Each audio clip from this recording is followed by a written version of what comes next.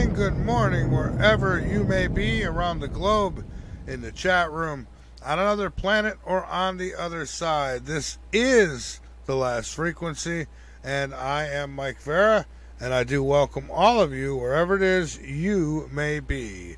This is our Sunday night show, actually recording it on Tuesday, but hey, better late than never, right? So here we are. This will also be available on YouTube, so you'll find it there as well. So hey, welcome everybody. This broadcast is coming at you live from the capital city, Columbia, South Carolina, located on the east coast of the United States. And I'll tell you, folks, I can't wait. Very soon, very, very soon, I'm going to be able to make a lot of changes here. I'm telling you, I'm going to have some really good. I thought I got really good equipment this time, and I do. I mean, the old computer is kicking ass still. I mean, one of the video game graphic card that was in it went, but I mean, the rest of it is just kicking ass, right? So it's old. It's an old guy. It's about I don't know, eight years old, but it's kicking butt. The newer one that I got, that I paid so much money for, has been, and I don't want it to hear me, but it's been horrible. So the next one is going to be phenomenal. Okay, it's going to do everything it's supposed to do. It's going to be phenomenal. You might hear air conditioning going in the background. It is what it is. I am in South Carolina now, not in New York, and it is warm here. So, and the sun beats through these windows and just fry guys. So, the website, lastfrequency.com. That's right, lastfrequency.com. Go on over, become a member, be informed, and by all means, inform others. Because, what good is the truth if we keep it to ourselves, right? And every now and then it's nice to see somebody get their panties all up in a bunch because they don't like what they heard. But this is the YouTube show. So for this particular show, there are certain areas we'll stay away from because we don't want Google to go all crazy on us. YouTube, Google, same thing, right? But so it's strictly basically paranormal. Dr. Rand's going to come on and talk about his new book that's coming out. No, not the cookbook. It's a different one that he's got coming out. And I got some things I want to talk about too. And we're going to get into some paranormal stuff. And that's where we're at tonight. It's actually today for me right now. But tonight. Let's just say tonight. So I've got very little news that I want to get into here. On the Sunday night, I try not to pound too much of it because how much news can you give without offending the Google gods? Russia contacted aliens who beamed back photos in secret program, expert claims. A secret UFO program saw scientists use psychic abilities to contact aliens in a bid to harness their technology, an expert has now claimed. Scientists in Russia are feared to have contacted aliens and collected cosmic intelligence using psychic abilities. See, I don't know. I mean, yeah, there's real psychics and stuff out there, but I mean, I don't know. It's, you take this stuff with a grain of salt. Not that it's not possible, because it is, but sometimes it's just hard to believe. But U.S. journalist and UFO investigator and guy I like to listen to, George Knapp, claims the country developed a practice called remote viewing, which allowed them to essentially see into the minds of aliens and harness their technology. I thought aliens were like the masters of that, though. I can see where they got. I bet aliens got firewalls. I bet they could put up a firewall and keep you out of their mind. But maybe not. Maybe we got them, you know. Knapp said he witnessed remote viewing during a visit to Russia in the 1990s on a trip to find out more about their alien research program. Speaking on the Weaponized podcast with a filmmaker by the name of Jeremy Corbell, Knapp said that they have a very gigantic UFO study that goes on for 10 years.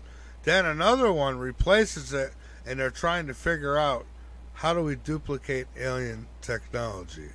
We already got AI taking over. So, scientists detect brain activity in dying people.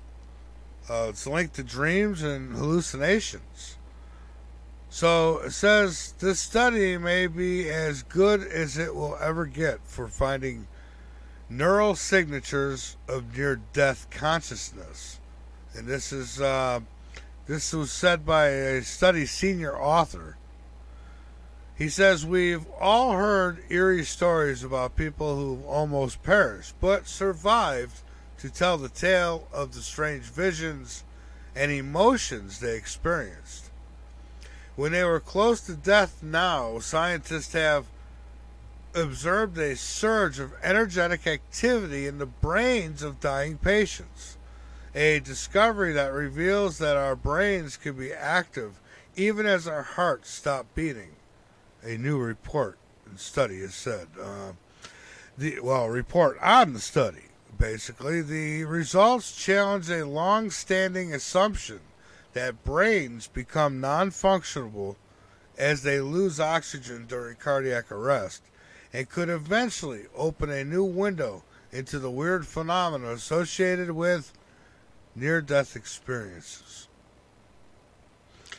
You know, when my dad was, on his way out the last few days, the nurses kept telling him, so he could hear you. He could hear everything you say. And so, I was careful as to what I said around him. Even though he wasn't responsive, I knew, he probably could hear me. And, the nurse would come in and say, oh, we'll get a hold of the funeral director. And I'm just sitting there like, shut up, lady. Shut up. If he can, and you just told me that he can still hear you. Be quiet.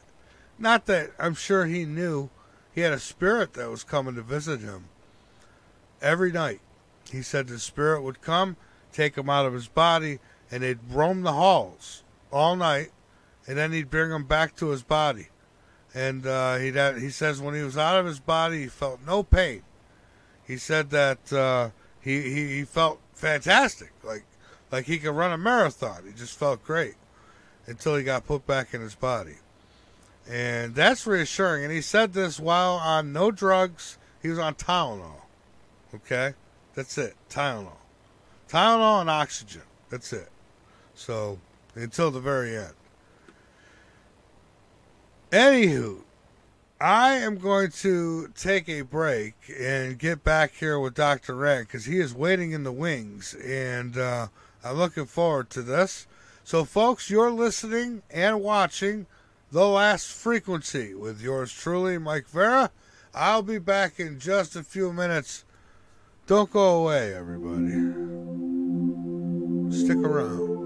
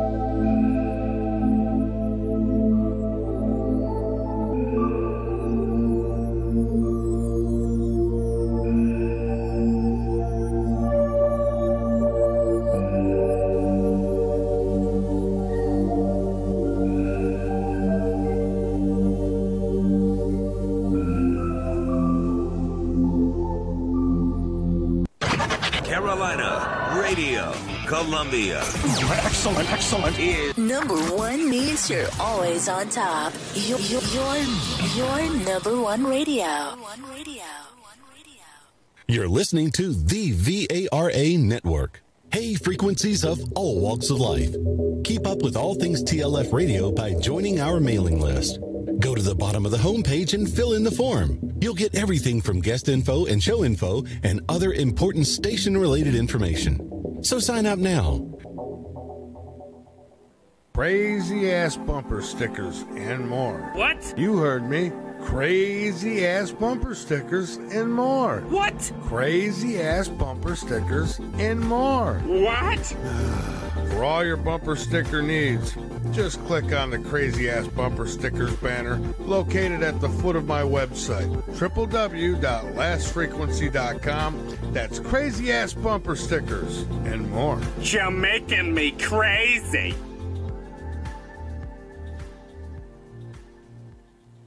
I want to talk to you about something very important for a moment here, folks. That is clean drinking water. Yeah, you can survive without it for about 3 days. How do you know yours is even pure? You don't, but I'll tell you what is.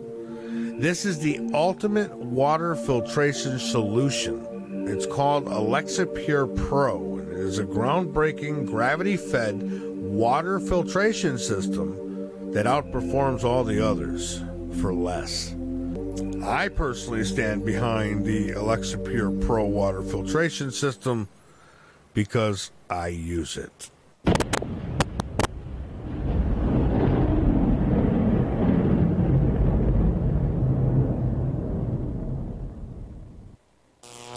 This is The last frequency.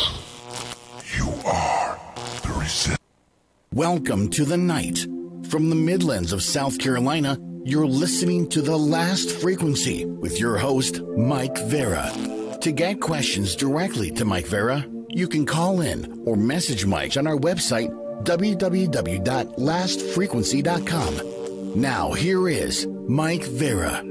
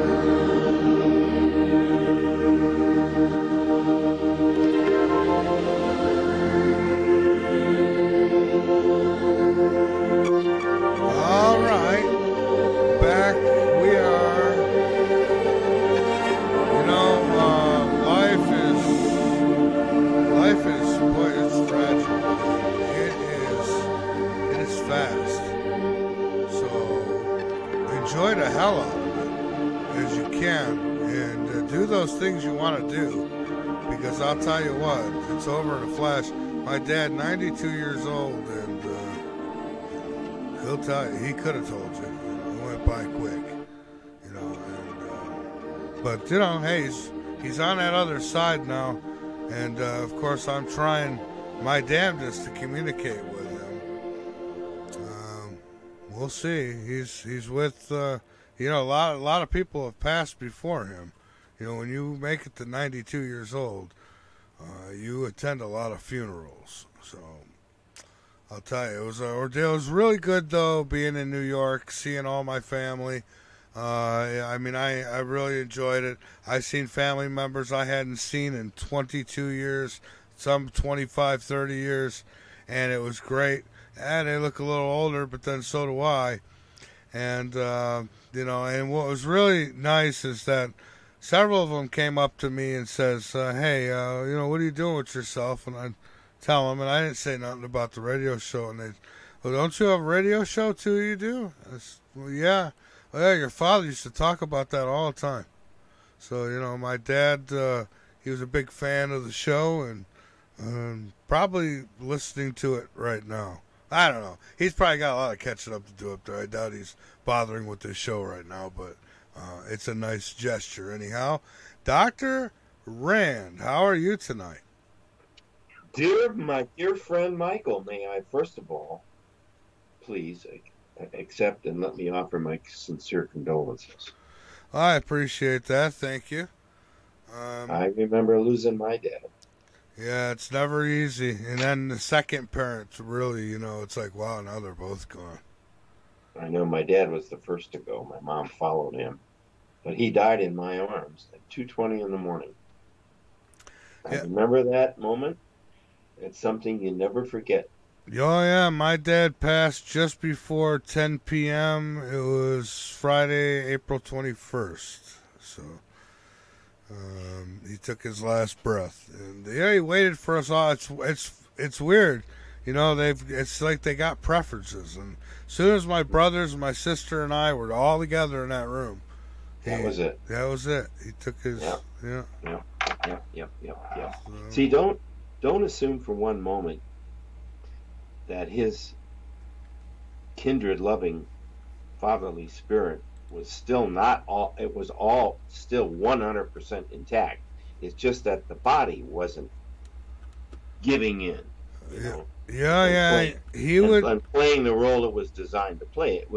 The body was worn out. But check this out, Dr. Rand. When in his body, he would mumble, lots of pain. He was in lots of pain. And they would, all they were giving him was Tylenol up until the last day.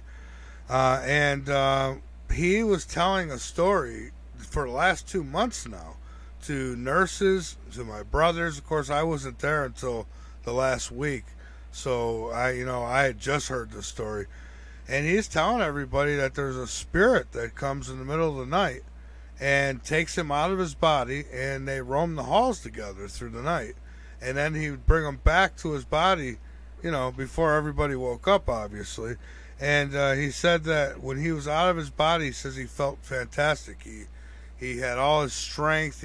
He felt like he was young again, That's pretty reassuring. I mean, and he was on Tylenol, Dr. Rand. I understand, but see, that is the reality of the spirit world. You just vacate a physical body; everything else works. Yeah. And you have a spiritual body, which feels like a physical body. It's all everything's based on illusion. Yeah. Your reality right now is you just got back from what was a long overdue family reunion, from what you're saying, right? Oh, yeah. And you saw death up close, and you realized that it was just part of what your dad's transition had to do. That's all. He just transitioned. He went from here to there. I'll tell you what, he was a fighter, though. He never accepted that he was, at least not until the last moment did he accept that he was going anywhere. He would say, his kidneys, I think, were at 15%. He's getting dialysis, and he'd say, I hope my kidneys, heal and improve. He'd talk about getting better all the time. So, that's good though. Yeah, kept him alive longer. Mm-hmm. Until you guys came. Yeah, I think the dialysis whipped his butt. It took a lot out of him. And again, he's 92 years old. And he went through a lot, major heart attack. That's a full life, Michael. Oh, it's more. Plus, he got bonus years. Yeah, he did. Honestly, they say the typical male in the United States now dies at what? It's usually 74 or something like that. Ouch. Yeah, I know, right? Hey, I'm creeping up there myself. I don't like that. I don't like it any more than you do. Believe me. And I've lost enough people. Don't get me started. Michael, don't even ask. Hey, but now there's people who live well over 100 too. So you never know. My aunt's 98. Good for her. Yeah. It's funny. Yeah. She comes into the funeral home, and the first thing she says, she looks around, she goes, I don't recognize anybody. There's nobody I know here. It's like, hello, Aunt Sherry. It's your nephew. And the first thing she says is, oh, you've gotten big. It's like, exactly what do you mean by that? Yeah, right. Yeah, so it was great, though. I mean, one uncle, he comes up, he's 91. He says, yeah, I'm a year behind your dad. He says, the reality is I'll probably never see you again. And, boy, I hate hearing that. Oh, yeah, that gets kind of hard. Yeah, so, but, it was good. It was good. I got to see cousins I haven't seen, and, get together with my brothers and my sister, and it was a good time. I mean, outside of the obvious, it was great seeing them, and, but, I guess I shouldn't say a good time, because, under the circumstances, let me close out this conversation.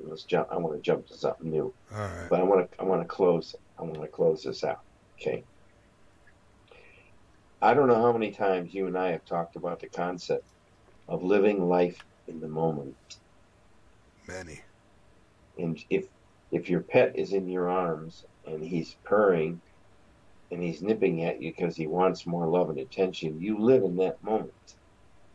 You don't get upset. You don't strike out. Don't touch me. Don't bite me. I have this wonderful, loving relationship with my two cats. One of them, I arrived in early April, probably the beginning of the second week of April in 2004. And 2 days later, I wound up with this beautiful snowshoe Siamese female cat that literally clawed her way into my house. I've told you the story before. Her name is Princess Samantha. She's absolutely elegant and beautiful. She's a snowshoe Siamese with blue eyes. Oh, she's a very looker. special. Huh? She's a looker. Oh yeah. She's been with me almost 20 years now. Through every house and every storm. I can't tell you how many times I fed her 2 times a day for thousands of days now. And it's wonderful. So anyway, I got this secondary cat. His name is Shadow. And he is all boy. And he is all beautiful. And he is a perfect breed of Burmese, which are not really black. They're rich, dark, chocolate brown. But their coat only shines in the sunlight. They were sacred cats in Egypt, by the way, as were the black leopards, which is another whole thing. And about my past life, my father used to be Pharaoh's keeper of the cats, and I was his son, and I was second in charge at the zoo. That was my past life as an Egyptian, and I'm going to write about that in my last book called Sit On It. Yeah. I don't know. Here we go. I don't know if I'll get to finish that. I'm going to try, Well, you tell, what book have you got coming out now? Let's talk about that for a moment. All right. But before we talk about that for a moment, I want to do a shout out to some friends of mine who hopefully are lurking around their radios. You've developed a small fan club. This phone never stops. I'm going to get this thing and I'm going to throw it through the wall. Well, are people calling in? Oh, no. It's the cell phone. It's just constantly ding, ding, ding, ding, ding. I'm going to smash the damn. I'm going to do a Hillary on it. Anyways. Can we say are those BS crap calls? It's all kind of, some are, How do you know it's not the president? Well, I'm not certain of that, but he should know. Well, I guess I'm not on the air at the regular time, so. But yeah, it does it during the show. And then I'll turn the volume down on it, turn it off, or mute it, and it's still some of it still dings. I got to get a new phone. This phone's seen its days. It was a good phone. Do you remember that series of interviews I had with the president? I do. Oh, yeah. Well, I'm going to try to get a hold of him because I have a great idea. I'll tell you about it off air. Okay. I don't want anybody to steal it. Yeah. All your millions of listeners worldwide, you never know who's going to rip off our ideas. Okay, I need to do a shout out. Okay. I absolutely love writing books. I've been writing books for 50 years on and off. I mean, I'd start something and then I'd, put it away. I have hundreds and hundreds of black notebooks on almost every subject on books or ideas that I've started writing on. And I'm going somewhere with this. Okay. Just be quiet and be patient. I am. I know you will. So I moved here to sometimes sunny Mississippi, and I bounced around 2 or 3 different houses, but every time I used to manage houses and fix them up, and I'd trade that off for my rent. Isn't that a good idea? Yeah. I mean, it would take me. He provided all the parts, all the stuff from Home Depot and Lowe's. All I had to do was remodel a house, paint it, decorate it, put floors in or drapes, whatever it needed, rugs, carpets, and get it rented. And I'd have rent on my house for 6 months. Oh, So that's worth it. So I did a number of those. And it wasn't until Shirley and I moved into one of those houses, which it was especially prepared for her. She wanted burgundy carpet, a soft burgundy carpet, lush burgundy carpet. And she wanted this and she wanted that. And she wanted a double-wide refrigerator with the ice maker in the bottom and everything. So I took the best house he had, which was the largest house he had, probably the nicest with the biggest garage, right in the central part of Horn Lake. So anywhere you went, it was like 5 minutes. I took that house and remodeled it just for Shirley. In other words, she got all the blinds she wanted, the stove and the refrigerator, because the last people that had it were druggies. Mikey. Oh boy, I had a house like that. There was a yellow wall, there was a red wall, there was a pink wall, there was a black wall, and there was a brown wall. It took dozens and dozens of coats of paint. But anyway, it turned out to be a little dream house. We stayed there for 2.5, 3 years. And then '08 came, and then we bought the house on Clifford Drive. Anyway, and that was a big 5-bedroom. I don't know, it was almost 2,700 square feet of house. It was the nicest, most beautiful house I ever had. I don't know why I went off on that tangent, other than to say each house I lived in, I kept writing on books. I started writing first one, serious one, 1977, living out in the desert all by myself. Ooh. I lived in a little turtle trailer. I had to bring in my own water. I didn't have electricity. I had a makeshift outhouse. My neighbors were giant blackbirds who I'd feed suet to on Saturdays and Sundays. I had a mountain lion family with one little pup, one little, whatever you call baby. Well, you were a regular Grizzly Adams. Oh, man. And I had a family of deadly, very nasty, green Mojave rattlesnakes that lived under my trailer one summer for about 5 months during the worst heat. It hadn't rained in months. Anyway, I bought them crickets and stuff at the pet shop, and I had pails of water, and they would come out sometimes and look at me while I'm reading. I did a lot of sitting outside in a lounge chair because the weather in the desert is beautiful. And sometimes, it was during the heat of the summer, the little babies would come, and they'd come within 3-4 feet of me, and they would just kind of curl up and lay there. Michael, I've never had an experience like that. Any one of those could have killed me. I gotta ask you, you weren't drinking peyote, venom, were you? Their venom, when they're younger, is far more potent than even the big ones. Go ahead. I say you weren't drinking peyote, were you? No. My guest last night, I he wouldn't did. mind trying it. Oh, yeah. I mean, Well, you were in the imagine perfect what setting that for it. Imagine what that experience would have been had I been high on peyote. Oh my God, you were in the perfect setting for it. Yeah, right. So anyway, I wound up starting writing on 4 different books, all at the same time.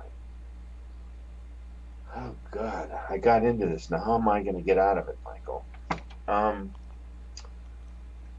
The 4 books were in conjunction with my space friend Elon, who I've just finished writing about in Reality Engineers. I'm going somewhere with this. Just trust me. I hear you. Hey, I'm a guest on your show, and if you invite me on and I wander, that's my damn business. I do that to you a lot, don't I? You're good. You're good. You haven't. It's not been bad, Dr. Rand. We've been on the air since 2007 together. Oh, I know. We're growing old on the air. We've never physically met each other. No. How is that possible? Well, that's going to change, I hope, really soon. I want to get together. I know what you look like, and you know what I look like. Yeah. But we never physically met anyway. So here, let me try to get back on track. I got to get CC and get Surf, and we'll all get together one night. That sounds fabulous. Yeah. All right. So, I actually lost where I was going because you were talking about the 4 books. I books. hear like a dozen different things. I'm one of those 4 books, and you were talking about Elon. Elon. Okay, so now I got to bring in about the adventure I had at age 11 where I first met Elon on a flying saucer craft. Okay, I got it. I got a segue. Okay, so the book I just finished, and I'll get to my shout-outs in just a moment. Okay. There are several people in East Memphis who I dearly love and who have saved my life more than once, physically and mentally and spiritually, and now Creative Writing League. Is there such a word as Writing League? I'll have to ask Glenn. Well, there is now. There is now. Yeah. Well, I like the word. I think it's a great like word. It too. Let's use it. All so right. anyway, the book I've just finished is called Reality Engineers. It's all about my experience, moment to moment, minute to minute, hour to hour, for about a week. The whole book takes place during 1 week. That's the whole story.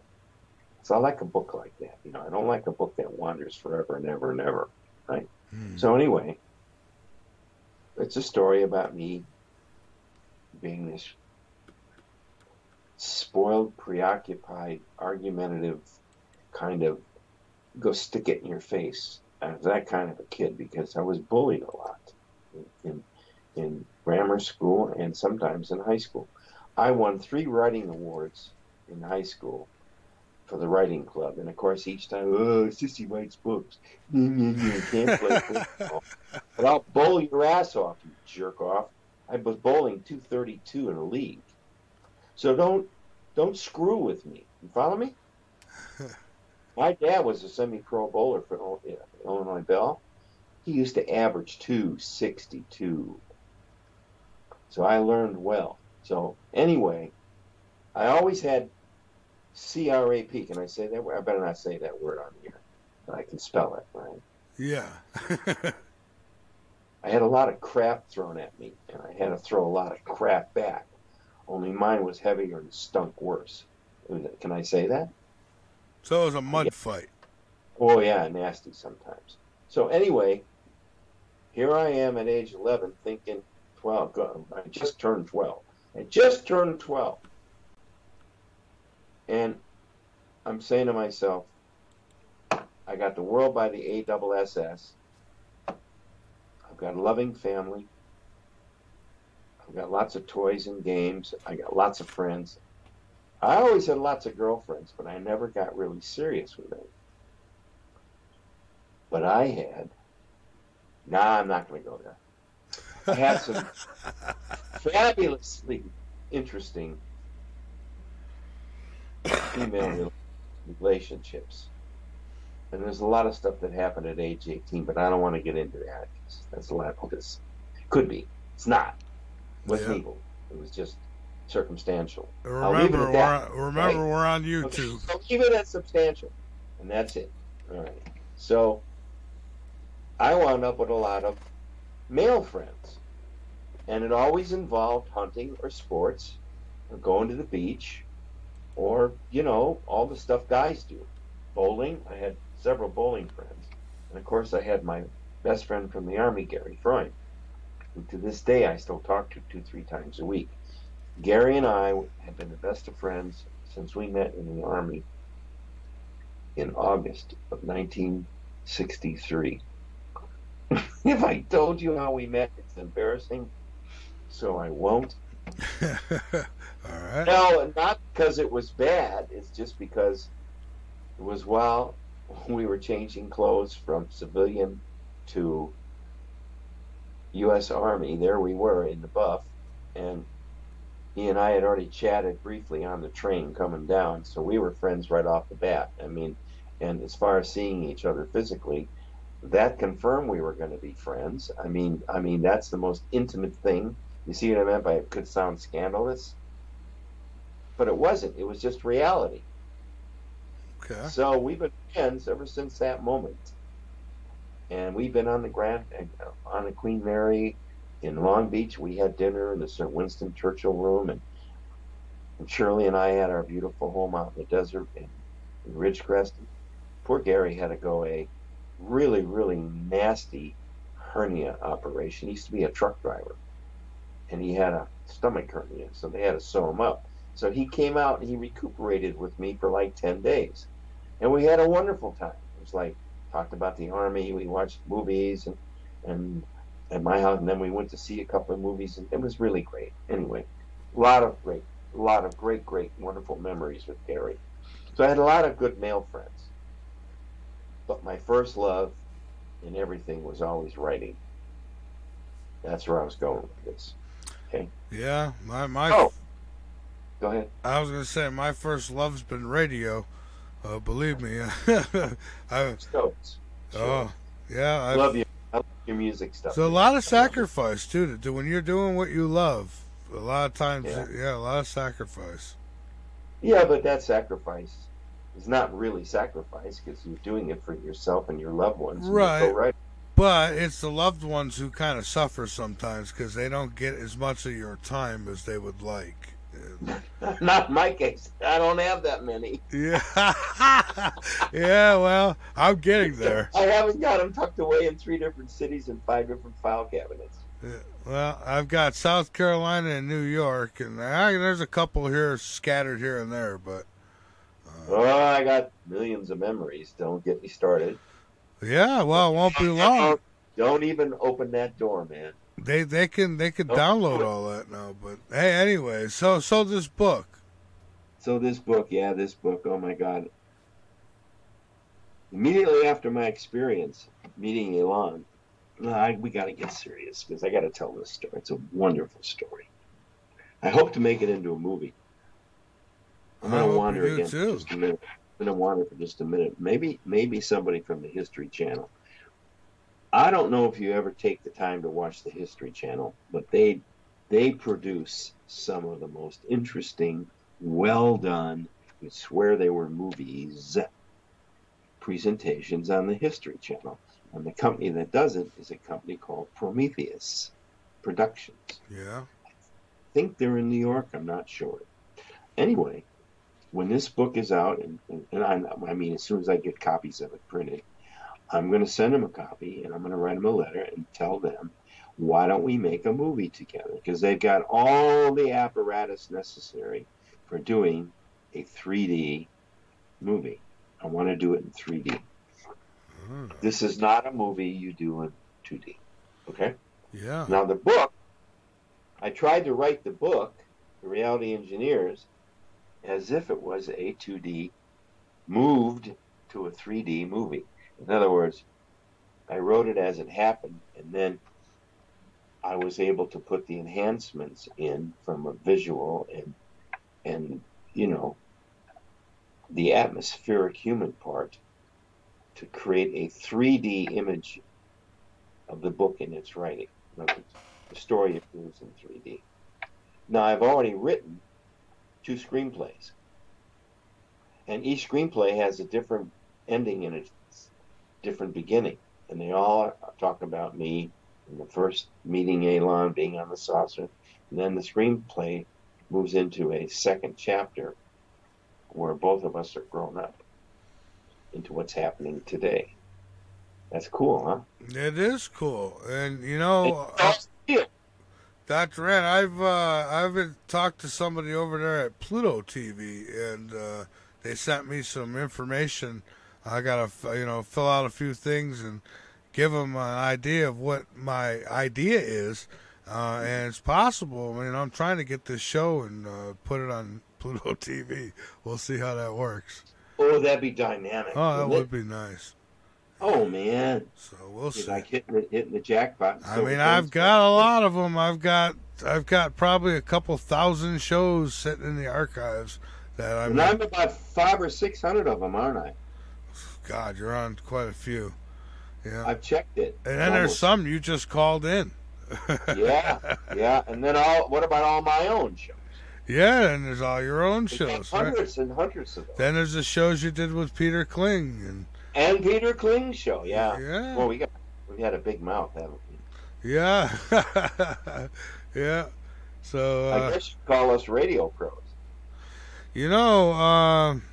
Well. Yeah. So, anyways, either one of us could host a live television show. I did get a report. Peter's doing well, by the way. He's good. Yeah, Peter's doing well, and there's been talks, at least a couple words of possibly him coming back. So we'll see. Oh, that's cool. That'd be cool. We'll see. Yeah. Life goes where it goes, you know. Yeah. So anyway, back to the books.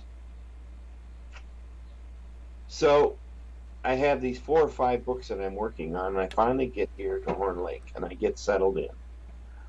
This is the first, I've lived here since 2004. How many years is that, Mikey? Since 2004? 12 years? 13 years? Since 2004. 20. Oh, more than that. 19 years? No. Anyway, it's many, many, many years. It's in the teens. I've never lived anywhere that long in my entire life. I've never lived anywhere more other than when I was born and raised. And even then I moved several times. Several. Between age 1 and 22, I'd moved 7 times to 7 different locations, including my own home. Damn. But yeah, I got around. I liked living in apartments by myself. Always did. Anyway, that's not the point. We're way off.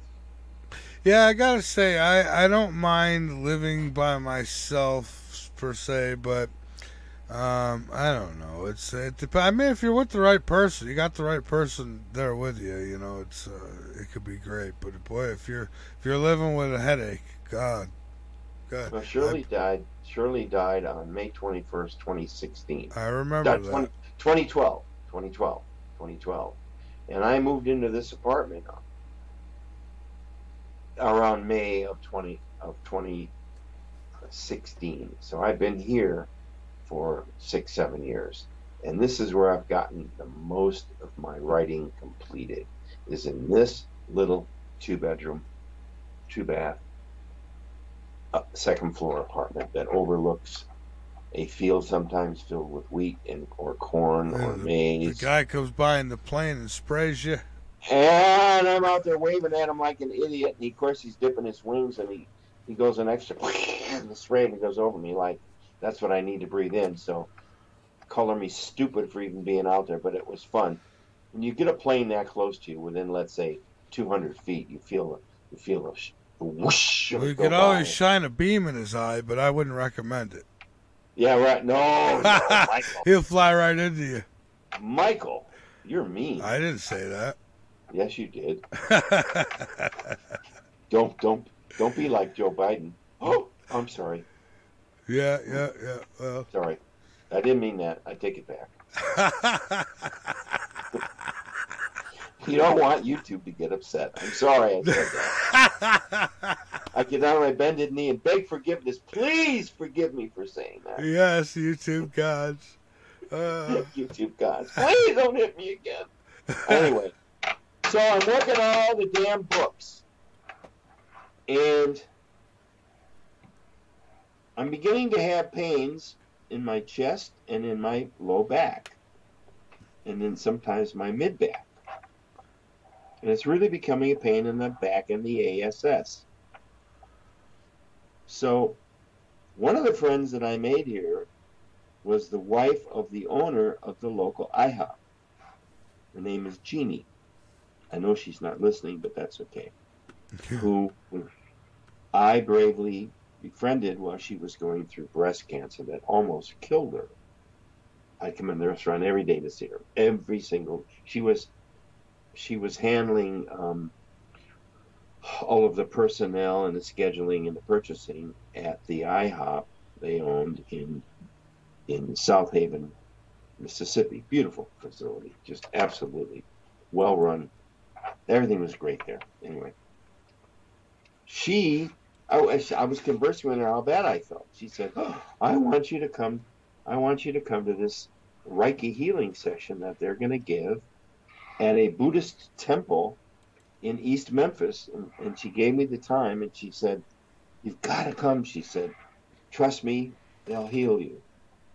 Well, I've always had faith in all of the other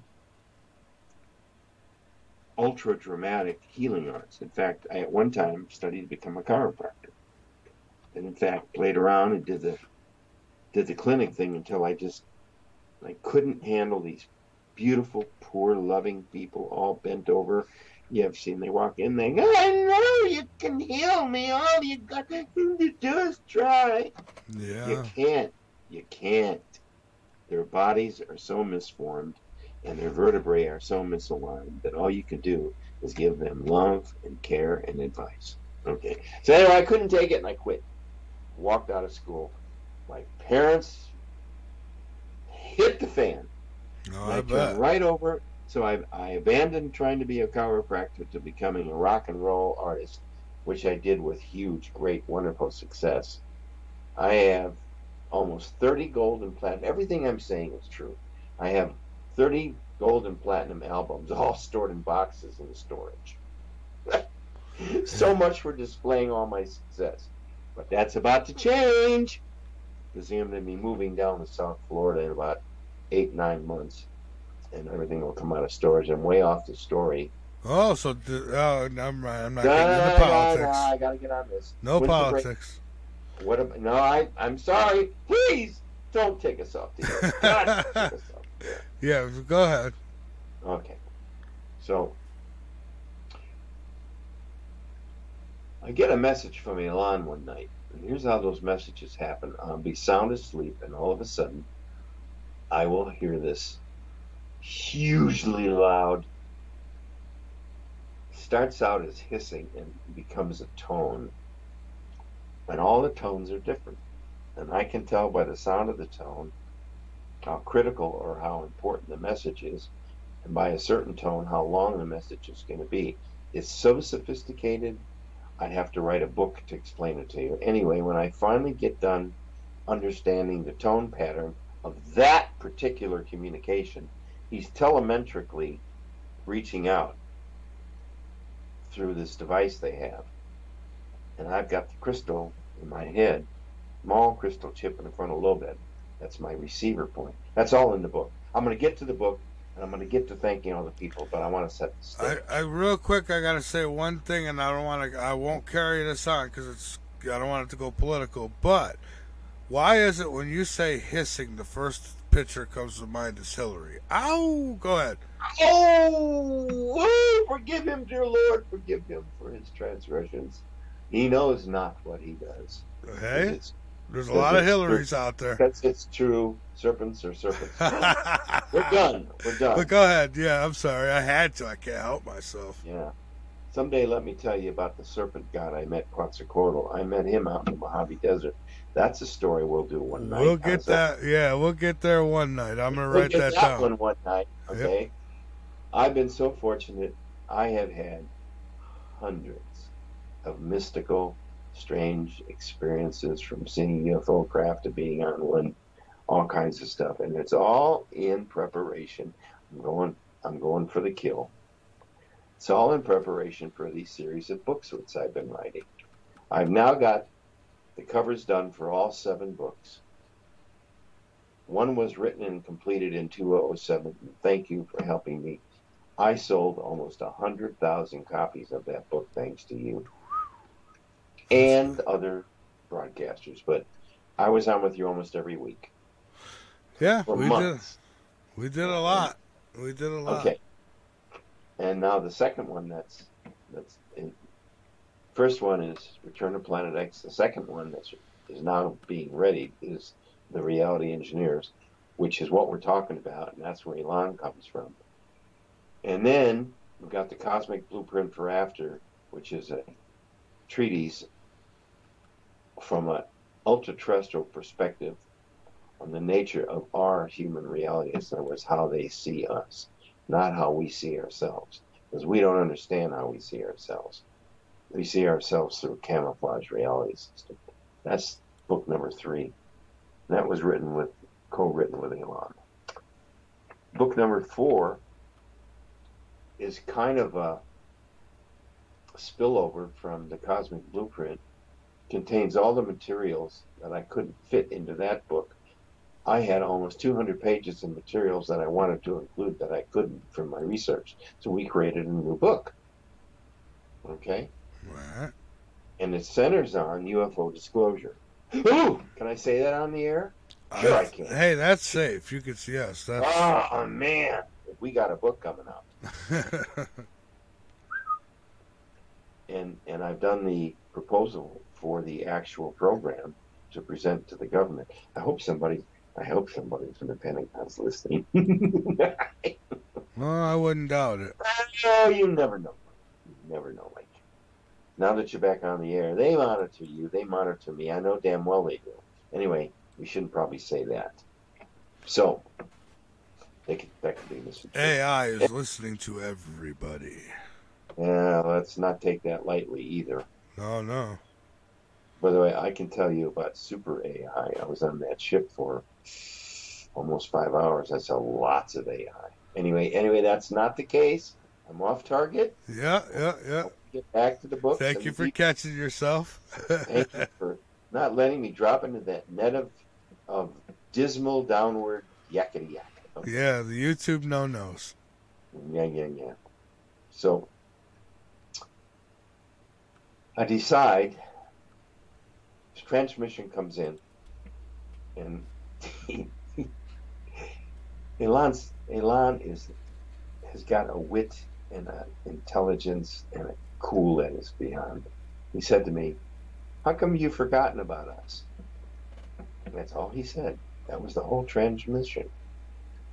Obviously, when the hell are you going to get the damn Reality Engineers book done? And I knew exactly what he meant, because then I got little afterthoughts that would come. You see, the main thing comes in. It was his voice as clear as a bell. It was just like he was saying, "Hey, Dumpkey, how could you forget about us? Or how come you forgotten about us?" It was him. I knew it was him instantly. And then, through this transmission, these little power wave thoughts come. This is very sophisticated stuff. I hope everybody listening doesn't get either turned off or non-believing, because all of it's true. So anyway, the message was, get up out of thy sloth and let's get this book done. And so I went back at it with a vengeance. So back to this Reiki thing. I'm going somewhere. I promise. All right, we got a break coming up in about 5 minutes. All right, good. I'll round it off to that, and right. I'll set up this. I'll set up the segue. Okay. So here's the deal. I go to the Reiki session at the Buddhist temple, and I meet several really, really fabulous, interesting Reiki teachers and healers. It's actually a Buddhist temple, and there's all kinds of paraphernalia there. And we had this healing session right out in the middle of the rotunda. It was quite unusual. Anyway, I was in severe pain with my lower back. I had problems with my neck, and my indigestion was all messed up. I was really out of whack. So they invited me in. We prayed together, and I got up on this table, and there were 3 women. Jeannie, my friend, was one of them. And then probably one of the most interesting teachers and healers I've ever met came on next. You know, Yeah. I'll tell you her name. Just be patient. And I knew immediately when her hands touched me that she had some kind of special power. And so I was told to kind of collect my thoughts and rest and relax. And if I wanted to, go into some kind of prayer, and they were going to begin their healing. Well, the weirdest thing is, I don't think I passed out, but I was in like a never land. And they worked on me for a good hour. From my neck to my shoulder to my hips, down on my leg and my feet. I'm laying on my stomach with a pillow. And there were literally hands all over me.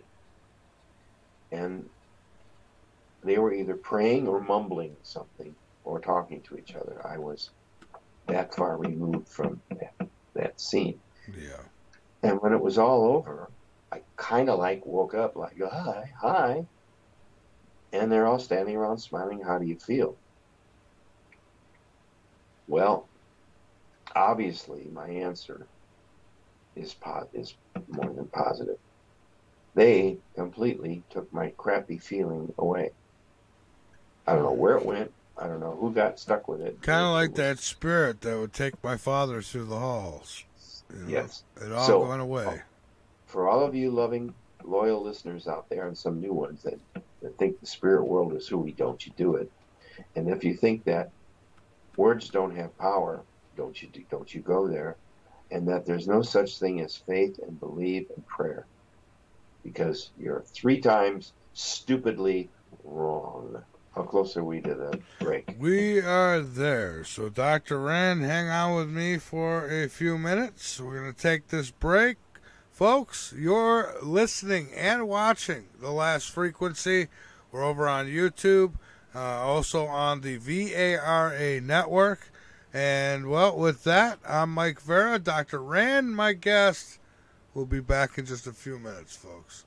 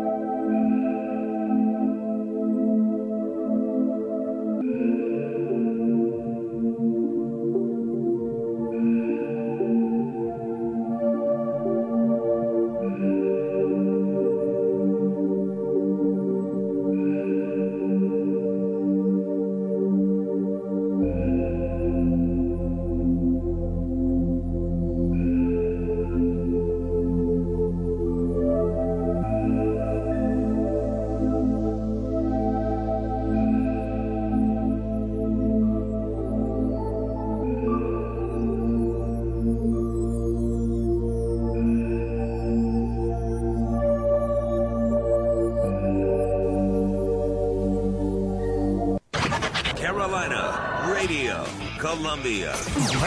Excellent. Number 1 means you're always on top. Your number 1 radio. You're listening to the VARA Network. Hey, frequencies of all walks of life. Keep up with all things TLF radio by joining our mailing list. Go to the bottom of the homepage and fill in the form. You'll get everything from guest info and show info and other important station-related information.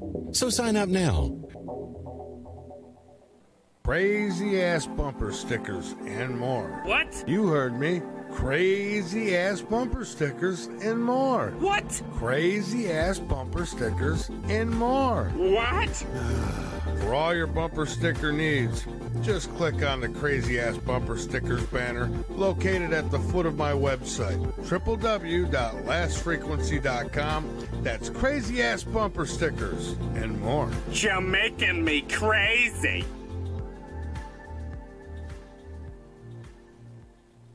I want to talk to you about something very important for a moment here, folks.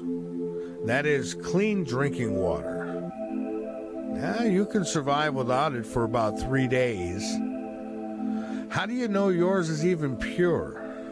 You don't, but I'll tell you what is.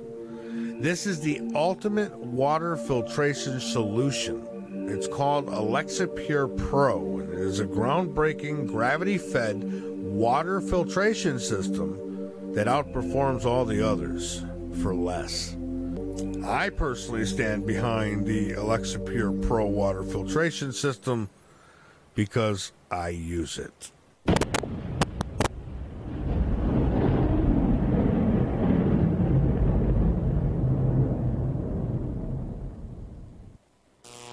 This is The last frequency. You Are the Resistance. Welcome to the night. From the Midlands of South Carolina, you're listening to The Last Frequency with your host, Mike Vara.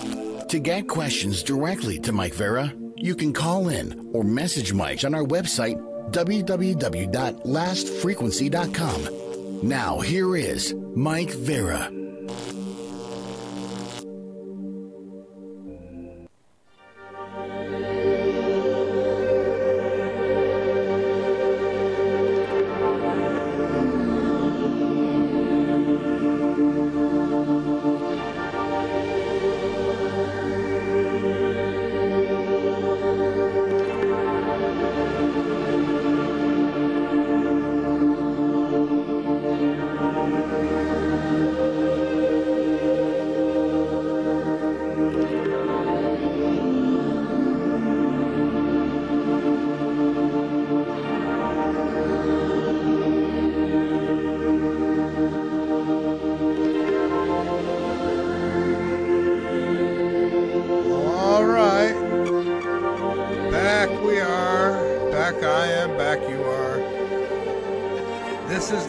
Frequency, and you know, when all communications fail, we will be your last frequency. I'm Mike Vara, and I have with me Dr. Rand. This is the Sunday night show we do especially for YouTube, and we try to keep it.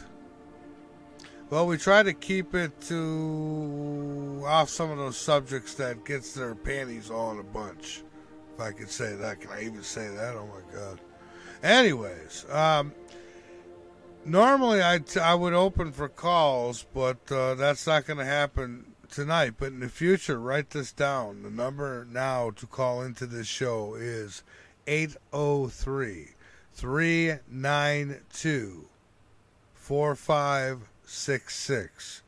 Or you could do Skype to Skype, which I don't know. Every time people tell me they can never find it, but it should be under L&M Radio. Now there's a couple imposters out there you'll see.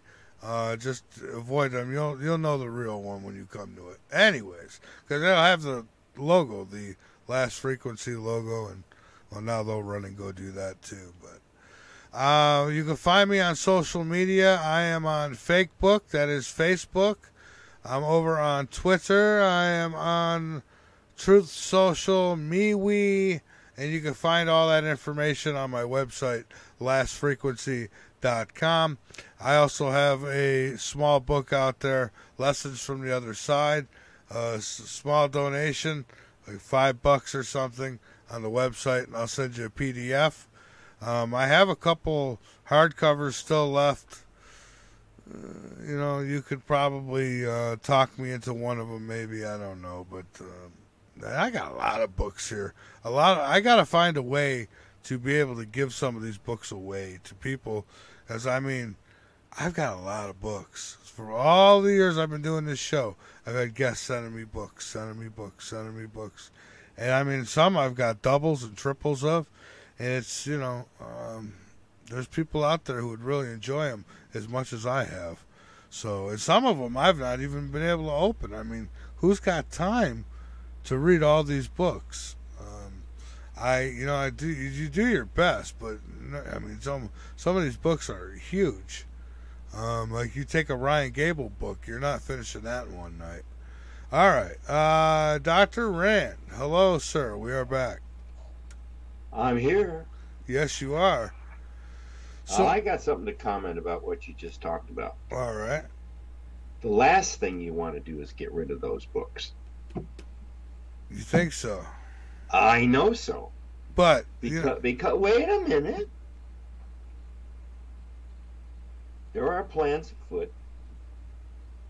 I understand from my dear space friend, there is going to be an upliftment coming to your whole situation, and I don't know exactly where it's coming from. There is some benefactor that's going to come in here soon. And if what I think will happen happens, you will be in a position where that library of books will prove everything that you've said about who you've had on the air. You follow me? Okay. So what I would do is I would carefully box those books up and get them stored somewhere because they can be worth an awful lot of money later. I love having the books. It's every time I move, it's like, oh. I know. Well, consider that as an aging non-liability. Okay. Yeah. Now there's some books I won't part with, Natural Cures and some of the other stuff. I got Stanton Freeman's, but I mean, don't get me wrong. I've got my selection but I mean, I've got doubles and triples of some of them. I mean, that's okay. That's okay. They will become museum pieces. So I think we might become museum pieces. But don't forget they're first editions. You understand the difference between a first edition and they're worth a lot more money. Oh yeah, absolutely. So do yourself a favor, and I'm not telling you what to do. I'm strongly suggesting it. Hold on to them, pack them up, put them away. Oh, they're packed up. I still have 4,000 copies of The Return of Planet X in storage because I'm planning a book campaign. So you see, I've been planning this a long time. That's going to be the bonus book I throw into a book deal, but get a free book. Yeah. They're already paid for. Okay, so anyway, I'm off topic, but keep the books. Okay. Yeah. Now you should have several of mine in there. I do. I have both books. Yes, I have both books. You've sent me in the past. You've sent me a lot of extras of Planet X, Return to Planet X, and when I've gone on my little tours, I've put them in other states. I've dropped them off at libraries. That's great. Thank you. So people can enjoy them, and thank you. Yeah. Thank you. Mm-hmm. So, okay, hold the books, please. Okay. I am anyways. My library is almost 4,800 books. Because it costs money to send those suckers too. Well, if you send them media rate, it's cheaper. Yeah. Yes, considerably cheaper. Did you know that? I didn't. No. Oh yeah, you write down media rate. Media rate, 2 words in big black letters. When you go in, you say, "Dear sir, oh heavenly postmaster, I beg down, please send this media rate for me." And they go, "Oh, okay." And they take your money. Yeah. No, it's about half price to send the media rate. Now it takes twice as long, but that's okay. Okay. A book gets there when it gets there. We're way off topic. Well, it is about your book anyway, so. Well, I need to go back to the Buddhist temple. That's where we all left each other. That was where this saga ended last, before we were so rudely interrupted by a commercial. Yes, I know. So here I am in this Buddhist temple on what is effectively a gurney, and I'm bareback down to my waist, and I've got these three interesting women. I'm in sort of a haze of trance. The leader of the pack, her name was Cheryl. She was the leader of the pack. She's a teacher. She's a healer. And she's now a new student again. She's taking even more classes. And they were experts in the art of it's spiritual, it's physical, it's mental, it's electromagnetically energetic, and it's called Reiki. Okay, and I think it has a deep Oriental connection. Anyway, They were practicing the art of physical and mental, spiritual, electromagnetic, and even vocal Reiki, trying to rid my body of its ailments, and they did. They did. What's that? I hear something. You might hear an air conditioner. It's going on and off, or you're turning it on and off. I've got really, really perfect hearing. Anyway, okay. So I meet Cheryl. Jeannie took me. Jeannie from the IHOP. She took me there to this temple, and that's where I met Cheryl. And Cheryl Cheryl and I talked while I was there, and she's quite fascinated by my ETUT stuff, and Cheryl's a student of metaphysics. Anyway, so she talked to a lady named Lolita Coupler, and it was way out in nowhere, east of Memphis. She was on like a plot of land, which had its own little creek and a bridge, and her and her husband lived there. And I gave a impromptu talk to about a dozen women in May. I had the year exact.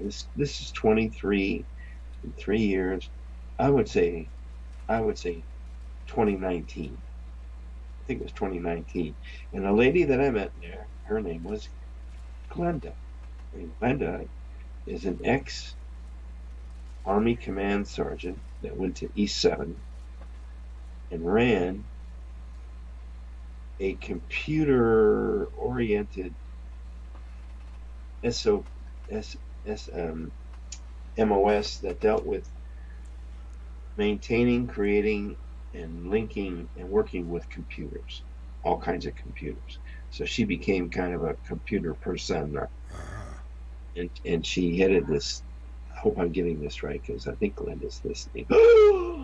They can't do a damn thing to say Glenda on the air, can we? No, they can't make me take that off.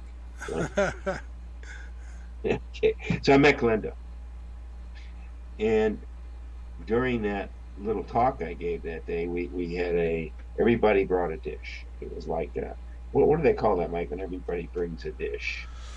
Good meal. or there's a name for it. Anyway, everybody brought a dish. I brought 2 Sicilian dishes. And everybody went nuts. And that was the origin of why I decided to write the cook. Decided not to write it, is to when to write it. I've been wanting to write this cookbook ever since I was a kid. Here we go. I'm going to digress, but it's part of the reality story.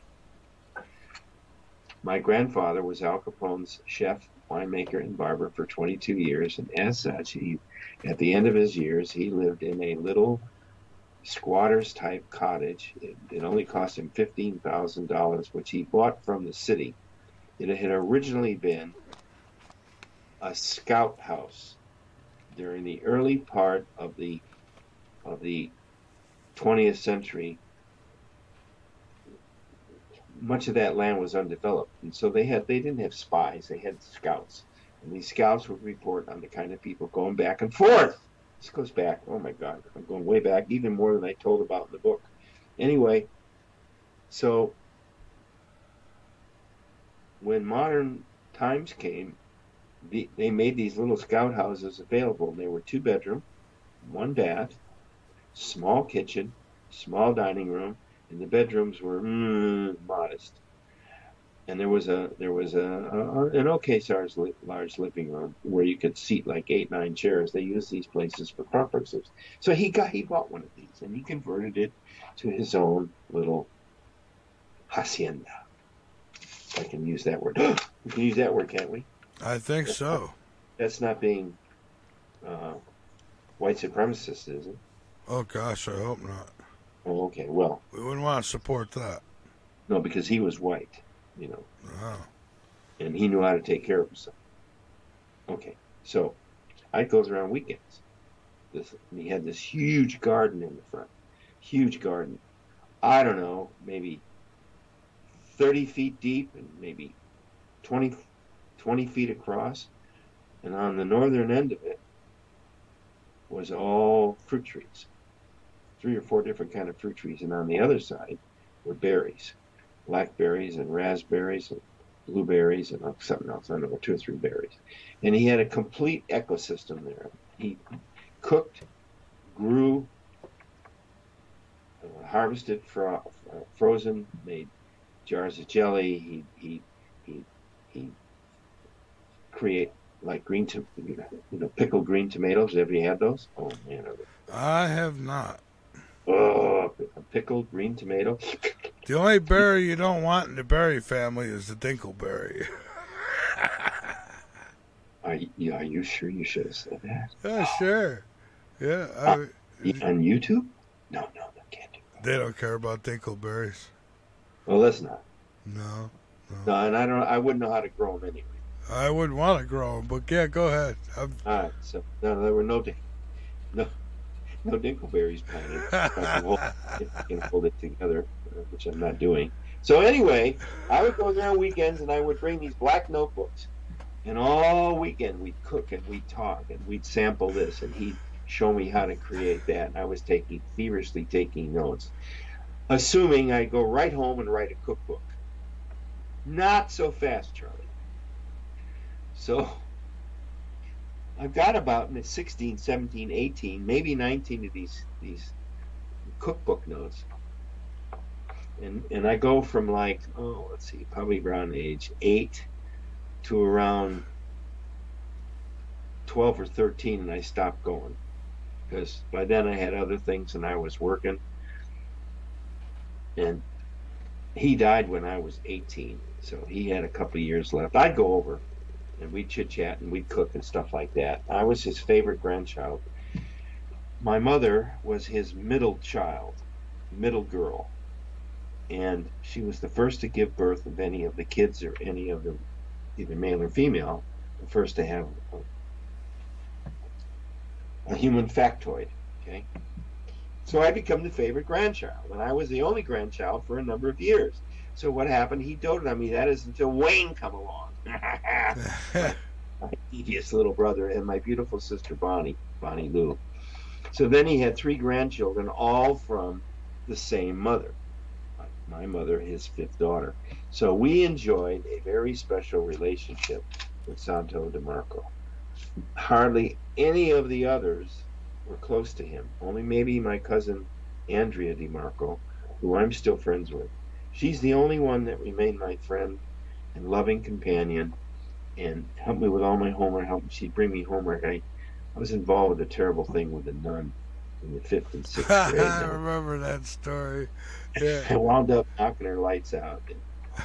I thought I'd killed her, and I was truant from school for 2 weeks, and I go up on the Illinois Central Railroad tracks station. You get your ticket below the station. I mean, below the overhead. It was an overhead train, and then it was nice and warm in there during the winter, and it was fairly cool during the summer. They didn't have air conditioning, but they had windows, and I went up there and did my homework. This was in the month of April. Anyway, so why'd you punch the nut out? She used to beat me with the thick end of a pointer from the 5th all the way through the 6th grade. I'd come home sometime with welts on my back, my neck, my legs. I'd always have to wear my shirt pulled up. So you had enough. Because my mom and dad would give me more welts, because if they thought the nun thought I was bad enough to beat me. I must be a terrible child. I carried that guilt all this time. So it finally spilled over one day. It's a great story. I've told it, but I'm not going to tell it tonight because I want to talk about other things. Yeah. Maybe a little bit political, not really, but just I'm gonna. How am I allowed to ask questions? Oh, yes, I thought about this all afternoon. All right. We can ask questions. We're not making statements. Yeah. Okay. What does that mean? It means you never know with YouTube. But go ahead. It depends what questions you ask, I guess.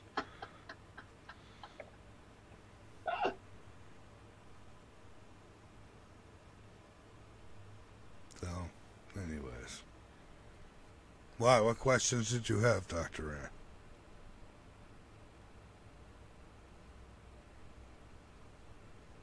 Hello, hello.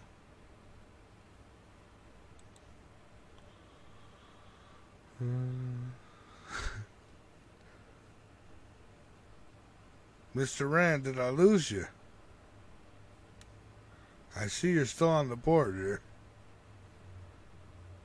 Hello, hello. I think you muted yourself. Hello, Dr. Rand.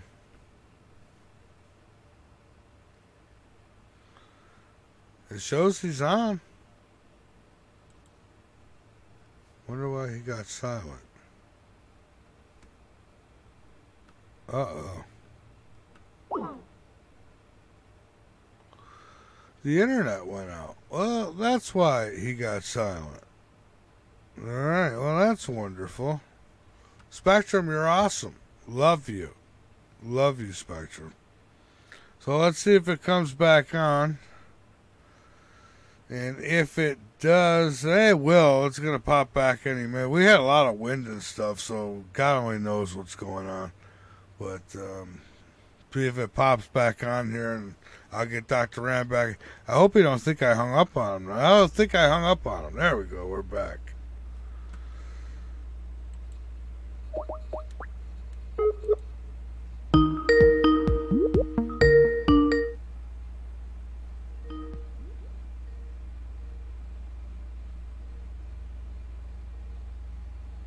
Hello. Hello.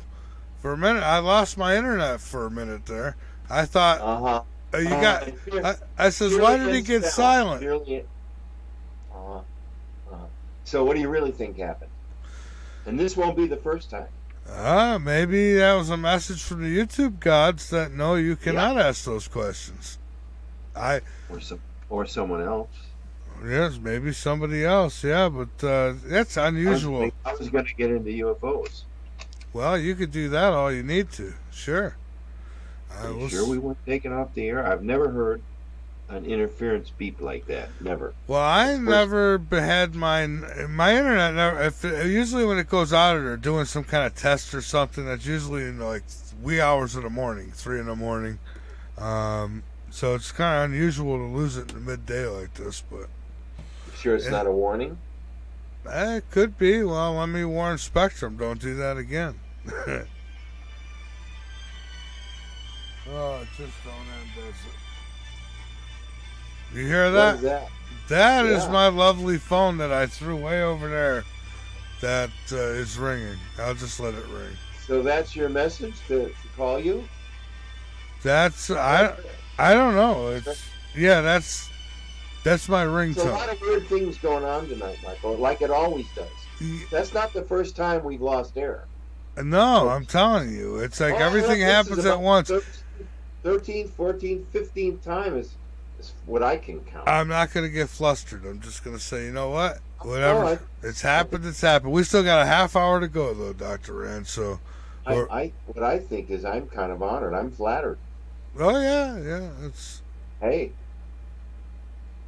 Why not? So, anyway, back to the story. So I team up with Glenda and Cheryl after the healing session. By the way, there was a second one at my apartment when I had similar problems. And once again, the two of them, both Cheryl and Glenda, teamed up to perform their Reiki magic with me, and I healed again, but we're off the story again. So Glenda and I have been working in association with a third party. Her name's Dawn, from Dawn Blaylock Incorporated, and she's a computer designer, graphic designer. She can create anything on the computer. She's got all the programs. She's helped us create and develop our covers and all the inside pictures, and she takes a picture and she enhances it and she clarifies it and she gets rid of any. She can go in, let's say there's a slight scratch in an old photograph, she'll go in and she'll get the scratch out, with photography tools, with computer skills. Yeah. Anyway, so this has been going on now for about 3 years. And together, Glenda and I have almost completed the recipe book. We're near to complete the Cosmic Blueprint for After. With her help, I've completed the Reality Engineer. And then she helped me also put together the book on the, look at his knees. Oh boy. They hadn't started spraying yet, but maybe I'm anticipating it, And then the Cosmic Blueprint for After supplement. That's done. And then a book that's taken me, my gosh, 40 some years to write. It's all written, it's all printed. All it has to be is it has to be scanned into a computer program to create the book. In other words, you got all the pages, they're all printed, right? Page 1 through 384. Okay. But it has to be scanned in, and as you scan it in, we need to enlarge it. I want to create a 5x7 size book. First time I've ever produced anything in a 5x7 size. Okay. And I'm gonna make them hardbound and paperback as well as hardbound. Okay. Anyway, we've yet to start on that, but that shouldn't be so hard to do. All that is scanning and resizing. I've got all the artwork ready to go. Once again, the book is completely written. I got all the artwork inserted between the pages. All you have to do is scan the artwork in and frame it in and dump it in between the chapters and stuff. So that's like when you write a book, if you know how to write a book, it's like an assembly line. First you create this, then you create that, then you put this together and you create a prototype. Then you make that prototype work so you can accommodate all the new ideas. And as the new ideas come in, you keep your editing going. And finally, when the editing phase is done, it's ready for the first printout at a place like either Kinko's or Office Depot or FedEx or United Parcel. They all have printing facilities, and there are other places you can go to have stuff printed. Then you get it, you bind it, and then you sit down with a cup of coffee or something stronger or something else, and you read the book, and you find out if you've hit a grand slam or if you've hit a base hit that runs into a double play. So I've still got one big book left, and that's called Sit On It. It's going to be an expose of all the weird and special things. Now, it's going to have to be in several volumes. I realize that now. I've always thought you can't write it all in one volume. So there'll be probably 30 scenarios in one book. Then you go to volume 2. You follow me? I do. And when I write them, I'm going to try to write them in the order and how they happen, so that when you read them, it's like following a sequence of stories from when I was small into when I was older and to now. It's an interesting idea to write a series of books that way. It's like an ongoing biography, Yeah. written from the past perspectives. That's how weird I've turned out to be. Yeah. What do you mean? Oh, yeah. Yeah, I'm right there with you, my friend. There you go. Well, weird is good, anyways. Pardon? Yeah, weird people make the world go round. Well, the whole idea is that we have something to offer. And so do people like Cheryl and Jeannie and Melita and Glenda. In this case, Glenda's been my writing partner. She's a great wordsmith.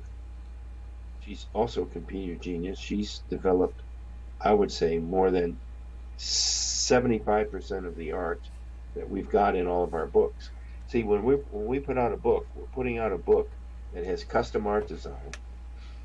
Like the cookbook features beautiful landscape images of various places throughout all of Italy from where some of these foods were taken from. Do you see the approach? I do. So that, when we talk about Northern Italy, and that the opening to that chapter of recipes are features of Northern Italy, the pictures. Okay, so each book is custom written, each book is custom designed, each page is custom designed. There's been no middlemen here. Now, I did hire Dorrance Publishing to officially handle the publishing on the Reality Engineer, and they have recrafted the design of the book, which I am very happy with, which I totally agree with. Normally, nobody touches my work. I know that sounds egotistical. That's not how I mean it. No, I hear you. I mean it. And if I want 3 butterflies in the corner, I want 3. I don't want 2.5. I don't want 1. I'm talking about an artwork question. Right. You see? Yeah. If I want the butterfly this big, I want it that big for a reason. If I want 3 butterflies at the bottom of the page, there's a reason. I want to get the feeling that the page is moving with butterflies. I know that's abstract and weird. And poor Glenda, what I put her through. It would take us a whole day and a half to complete like 5 pages. And they were pretty damn good pages. Really readable and great artwork. And I'd go home. The next day, I'd over a cup of coffee and a donut or bacon and eggs and hash browns or whatever, I'd read that 5 pages.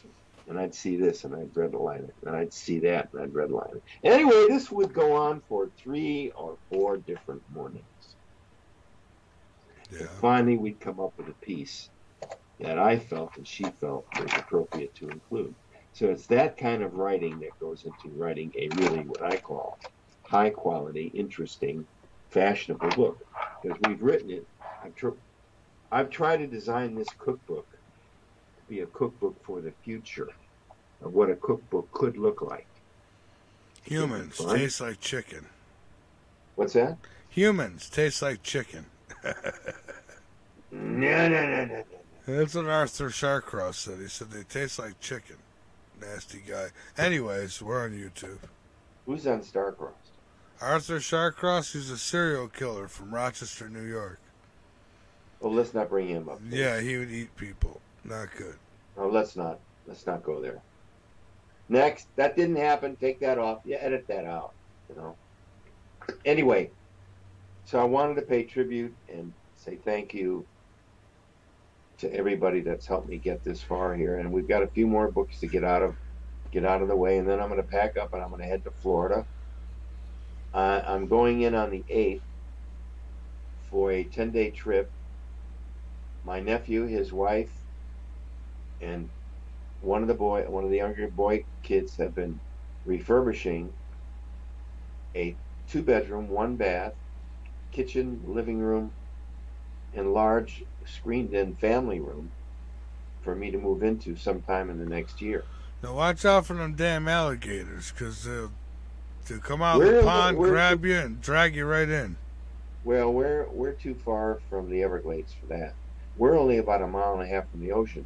So that poses another problem, especially if a large tidal wave would come. If a large tidal wave would come, it could come in as much as 2 miles, and that would certainly engulf us. So I would have that to worry about, but I'm not anticipating any large tidal waves. Well, and you would probably get warning. Point. Huh? You would probably get warning, too. Yeah, we would. Do we have time for a prayer? Are we close? We've got another 20 minutes to go. 20? All right, Yeah. well, let's continue the fable then. Okay. Well, about So- 15 minutes, but yeah. Okay. Well, allow me 3 or 4 for a prayer. Give me a heads up. All right? All right. Right. So here's the deal. The question is, Dorrance, I've had to pay to get the book published with Dorrance because they're putting the money into printing it and correcting it, which we did, Glenda and I did, but they're officially publishing it, and they'll have access to markets and advertisers and one-stops and all kinds of places to sell books that I wouldn't have that availability to tap into without putting together a network. You follow me? I do. And I've developed a relationship with a gentleman, which I'm not going to name on the air, but he's in charge of author relations. In other words, he recruited me. I sent him a copy of the Return of Planet X, and he immediately wrote me back. He said, "Really nice book. What else you got?" And then I submitted a first edition copy of what you have of the Reality Engineer, and he immediately said, "I'd like to sign you." So that's how I got with Dorrance. Now the question is, what do I do with all the other books? Well, I got an idea for that. And I'll tie it into something which I'll discuss with you off air. All right. Because it's too damn good an idea to put out. Yeah, it's very selfish, isn't it? No, actually, it's not. That's too damn bad if it's selfish. You know, everything costs these days. If you tried to buy a loaf of bread or a dozen eggs, Yeah, everything. It's ridiculous. you got to be careful. We can't get into it. Well, we could talk about inflation. Can we talk about how the economy's gone to shred? Can we say that? Well, we could certainly talk about inflation, which definitely affects the economy. Without getting thrown off the air. I mean, it's the truth. Bread is the price of a brand new car now. Yeah.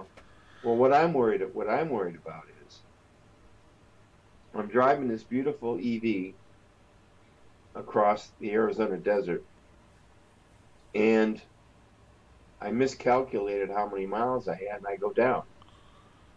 Now, there's not very many power stations in the middle of the Arizona desert, is there?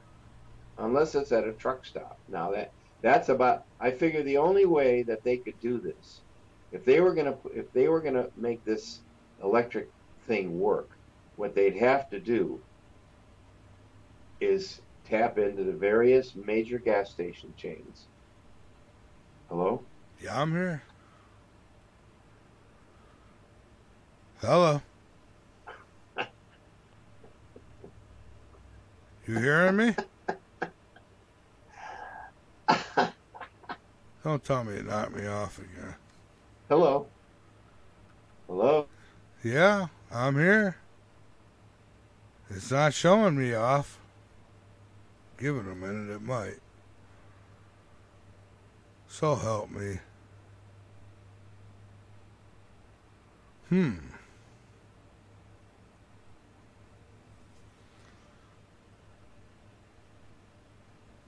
Well, so far it's still showing me online. You can't hear me, Dr. Rand? Ah, there it goes. Son of a... I'm going to be having to contact my provider, internet provider, because for some reason, I bet the line got goofed up, and it's every time the wind blows, it's knocking us off now. Not good. I don't like this. So now I'll wait for it to come back again here, hopefully, so I can say goodbye to Dr. Rand. And yeah, it's time for the show to close here in a minute anyways. All right, Dr. Rand, I just lost because I'm not online.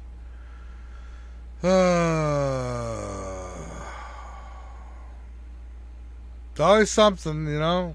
Always got to fix one thing and something else. This time it's the cable company. It's not me. Or the internet provider, not me. So they could fix this. I don't have to. Come on, come back on. This has been a very, well, it hasn't been completely professional, has it? But, I mean, we're live. Stuff happens, it happens. There's nothing we could do. All right, so they decided to put me back on again.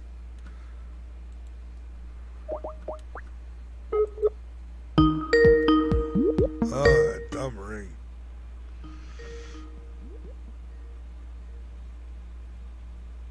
Yeah. Hello. Yep, the internet went again, so we better do our closings. I told you they were listening. Yeah, well, that's twice now, so I'm going to be getting a hold of my internet provider. I'm just deeply flattered that they're listening, that's all. Okay. Dear Heavenly Father, dear Lord Jesus, I'll ask this prayer in Jesus' name. I've asked you often to just bless our entire planet, keep it safe, bless North America, narrow it down to the United States of America, but bless our neighbors, keep us safe from all harm and despair and pillage and evil if you can, dear Lord. Protect us in terms of catastrophic demise. Bring us to an awakening and a cheerful new beginning as we enter this new political phase going into 2024. We ask that you choose the right candidate to make this country whole again. We ask this prayer in Jesus' name. Amen, amen, amen, and amen. Good night, everybody. Michael, we'll see you. Thank you for having me on. You Later, bet. dude. All right. Have a great Sunday. Well, Tuesday, but have a great night. I will, buddy. Bye-bye. All right. Bye-bye. All right, folks. There he goes. Dr. Jason Rand. And so, wow, yeah, the internet went out twice. Probably going to go out again. I'm going to have to go out there and look at the line myself first. Then I'm going to call these you-know-whats. So, that's going to about do it for me. I'll just say this, folks. The last 2 weeks, I want to thank those of you who did contribute. I appreciate it. You helped out a lot. You have no idea. It was great being able to see family. It was a very, very sad time. My father, but, he's in a better place now, so I'm told, and I have to believe that. He said he seen a spirit. Spirit would come meet him, take him out of his body. He wasn't on drugs. He wasn't crazy. So I believe him. And, my mother says she's seen angels before she died. I believe her. I absolutely believe it 100%. And until we meet again, I'll just say rest in peace to the both of them now. And, folks, I'll be back with you next week. Should be Saturday at midnight with Uncensored. So check me out there. And then Sunday night, 9 p.m. Eastern, right here on YouTube and on the VARA network. And on Monday, 9 p.m. Eastern, 3 hours on Monday. And that, again, on both. On Rumble and on the VARA network. Go check out the website. It's all there. I'm Mike Vara. This has been a broadcast of The Last Frequency on the VARA network. Keep your eyes posted to the sky because you never know what you might see. And keep your ears posted to this broadcast because you never know what you might learn. Good night, everybody.